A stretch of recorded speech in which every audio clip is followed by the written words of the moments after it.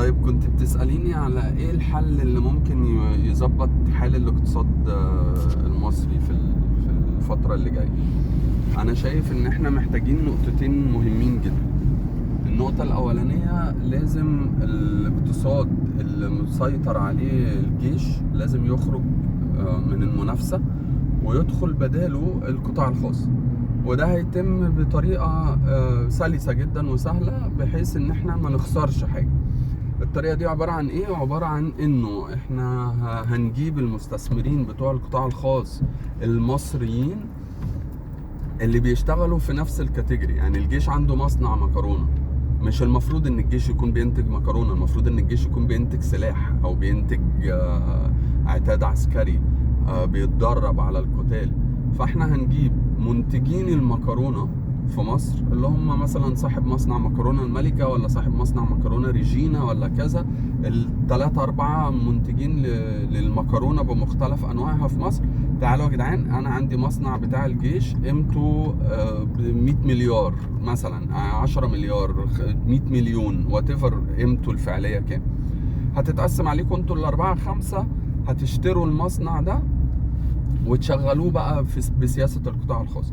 فانا كده ما خسرتش قيمة المصنع اللي الدولة اتحملت تكاليف انشائه من ميزانية الجيش. المصنع هيفضل شغال.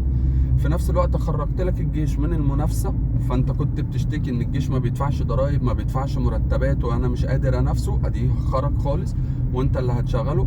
الجزئية الثالثة ودي مهمة جدا، انه انا مش هخلي الجنود اللي كانت بتشغل المكن بتاع المصنع دوت هي اللي تستمر في تشغيله. الجنود دولت هترجع سكناتهم العسكرية تاني، وبالتالي هفتح باب لتقليل عدد البطالة اللي موجود بره في سوق العمل.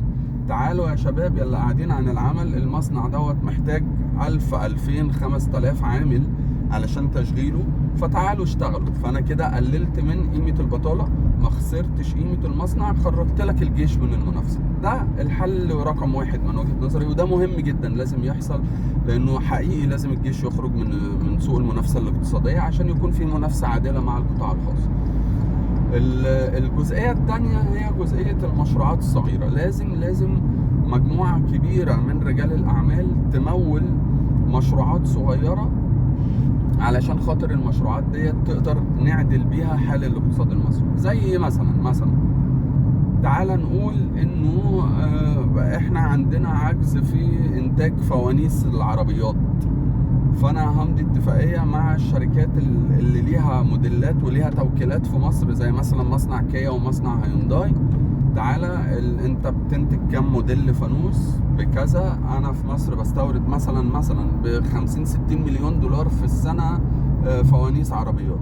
لا، انا هشتري من مصنع هيونداي عدد الماكينات اللازمه لانتاج الفوانيس ديت على حساب القطاع الخاص، هم اللي هيمولوا المشروع ده، وهجيب شباب من العاطلين عن العمل دول علشان خاطر ادربهم لمدة 6 شهور على استخدام المكنة ديت وانتاج الفوانيس بتاعت العربيات ديت، ولا المرايات بتاعت العربيات، ولا ايا كان حاجة مش محتاجة تكنولوجيا لاننا دولة ما عندناش تكنولوجيا.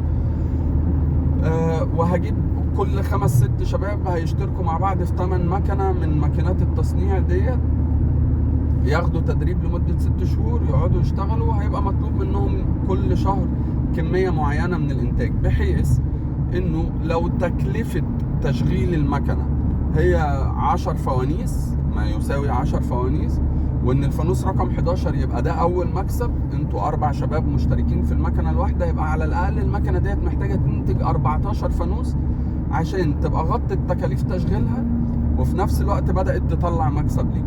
ولازم يكون في ناس من المصانع بقى المنتجة اصلا للفوانيس ديت بتدرب الشباب دولت على كيفية تشغيل المكنة دي، وفي نفس الوقت هي اللي تشرف على الجودة بتاعة الانتاج اللي يطلع، عشان ما يجيش الفهلوة المصرية بتاعت ايه، والله المكنة دي بتستخدم نوع معين من البلاستيك او الباغ اللي بيستخدم في الفوانيس دوت اللي بتكلفته مثلا 10 دولار، يجي حد يستنصح يقولك ايه، هات لنا بقى البلاستيك اللي اقل جودة درجتين 3 عشان ده ب5 دولار فنكسب اكتر. لا، لازم تستخدم نفس المواصفات.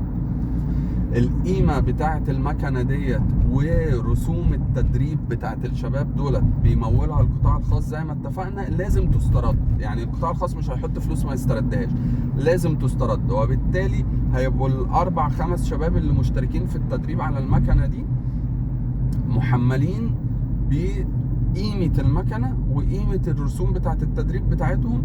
لو العمر الافتراضي للمكنة دي انها تشتغل 5 سنين، يبقى لازم يسددوا القيم دي على مدار 4 سنين، بحيث يبقى القطاع الخاص مول المشروع دوت قدر يسترد فلوسه مع هامش بسيط من الأرباح.